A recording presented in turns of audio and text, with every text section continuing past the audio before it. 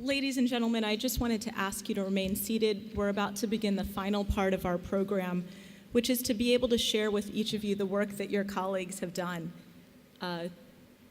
Salman and our speakers, thank you so much again. I'm not sure if you'd like to take a moment to return to your seats.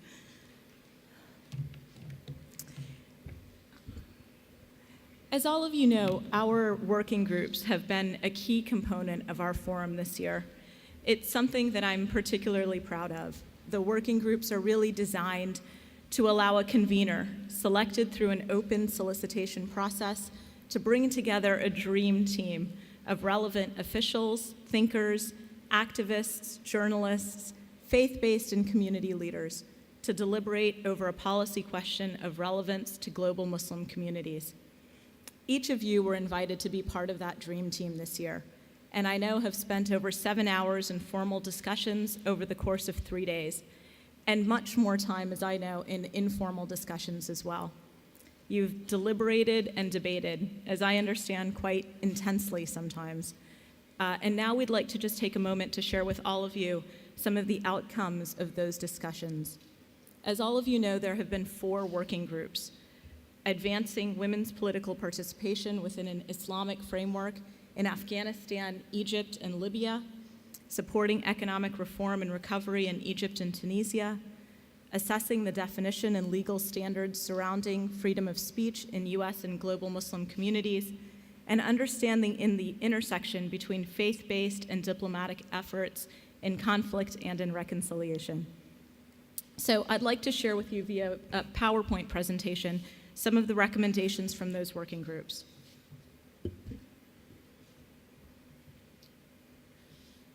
Rethinking the Red Line. This particular working group was convened by Manal Omar and Kathleen Cunast. It's focused on the intersection of free speech, religious freedom, and social change. Their first recommendation: due to the increasing limitations on freedoms of expression and religion, when it comes to racial, ethnic, and religious intolerance, there are 3 central actors that must be engaged: media, civil society, and government. Criminalization is not the most effective or productive means to address religious intolerance. Blasphemy laws are counterproductive, and instead, public condemnations and social responses are far more effective and productive. Context matters. The problem of intolerance is not endemic to any one country or context. Any general recommendation has to be localized so that it can, in fact, reflect this particular context.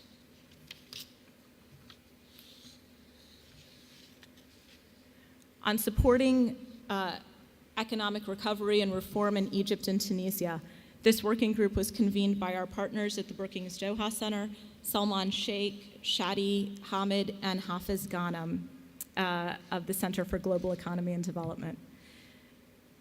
On values, governments are encouraged to develop economic reform and programs in a transparent way, reaching out to engage the general public, including opposition groups and those with dissenting views. On priorities, the overarching objective is to achieve inclusive growth and greater social justice. This will require action on macroeconomic stabilization, an enabling regulatory environment for the private sector, control of corruption, a special focus on the social sectors, and greater economic inclusion of women in efforts to fight discrimination. These priorities need to be implemented within a sustainable, medium-term framework, avoiding a return to old practices. For the international community, successful transitions will require greater financial aid and technical support from the international community. In the context of country-owned programs, areas for action include better coordination of development partners, better alignment of partners' comparative advantages to country needs, and encouraging greater South-to-South cooperation and knowledge sharing.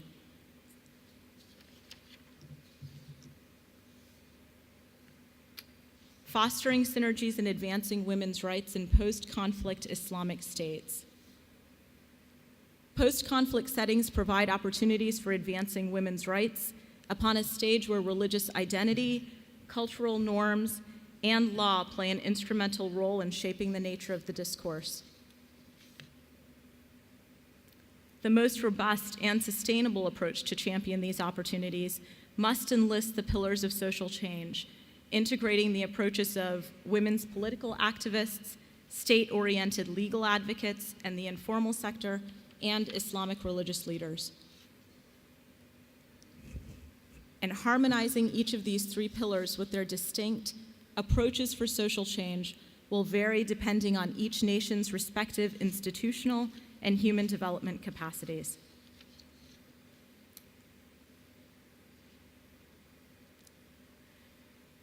I think we might be having it. Here we go. And finally, our last working group, diplomacy and religion, seeking common interests and engagement in a dynamic world, convened by Bishop John Cheyne and Alan Keyswetter. Calls for increased diplomatic and religious cooperation to support mutual peace and respect of basic human rights within and among religions.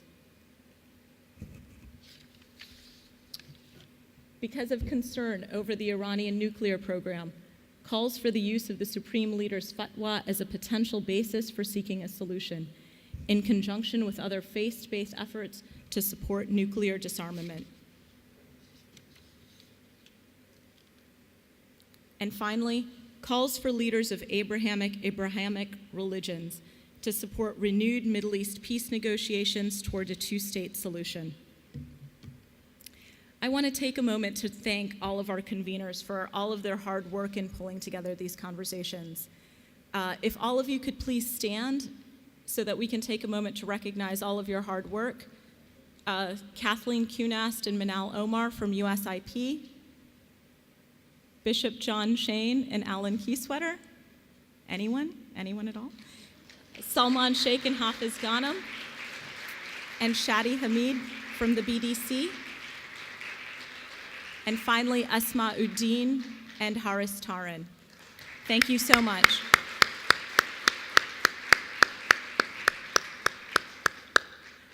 Thank you to all of you for participating in our working groups. I know well all of the contributions you have made and all of the time and energy and effort you have devoted to these conversations. And we thank you for it and look forward to continuing these conversations with you. I'd now like to turn it over to Tamara Wittes to prepare our closing remarks. Tamara.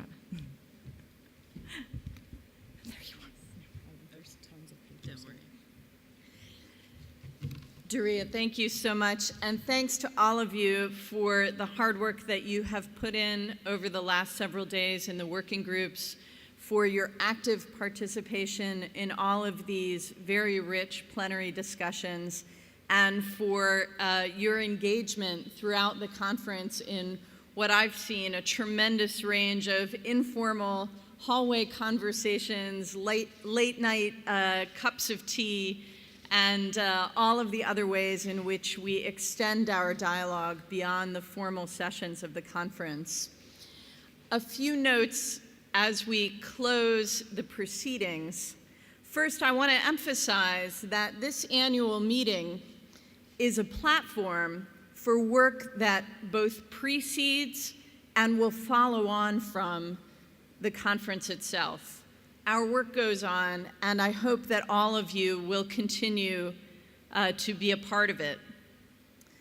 I hope that the working groups have given you ideas for initiatives that you can carry forward, and I hope that you'll bring us those ideas so that we can be helpful where we can in following up on what's been produced over the last several days. Thank you for coming, for being part of the network that we've built over 10 years of U.S. Islamic world dialogue at this forum. I want to also let you know that next year's U.S. Islamic World Forum will convene not here in Doha, but in Washington, D.C.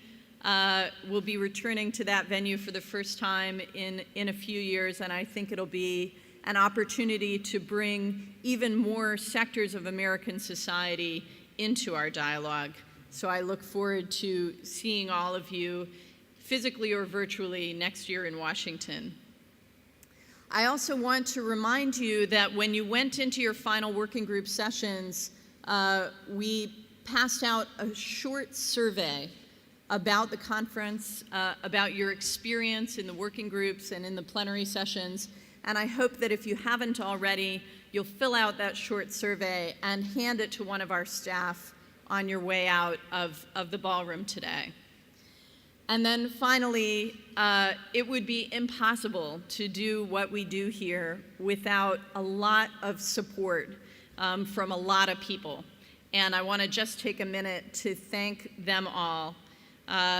First of all, of course, this forum, this dialogue, the project on U.S. relations with the Islamic world would not be possible without the partnership and support and vision of His Highness the Emir of Qatar, His Excellency the Prime Minister and Foreign Minister, Sheikh Hamad bin Jassim, and our close partner here in Doha, the Minister's Assistant for International Cooperation Affairs, Sheikh Ahmed bin Mohammed bin Jabir Al Thani. There are literally dozens of people who have put in hundreds of hours of work to make this conference a success.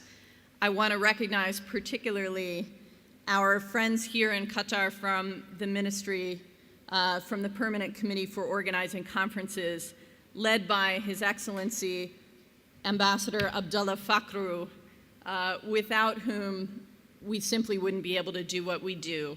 So please join me in giving him and his staff a big round of applause.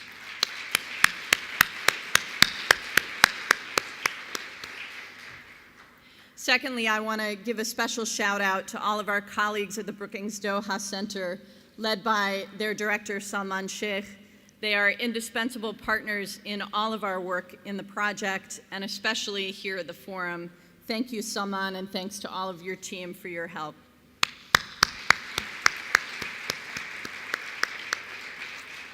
And then finally, we have a number of people here and back in Washington from the Project on U.S. Relations with the Islamic World, from our Brookings Foreign Policy Communications team, and most notably, I really want to thank Daria Badani, who has led that team here in Doha and has made our work possible. Thank you.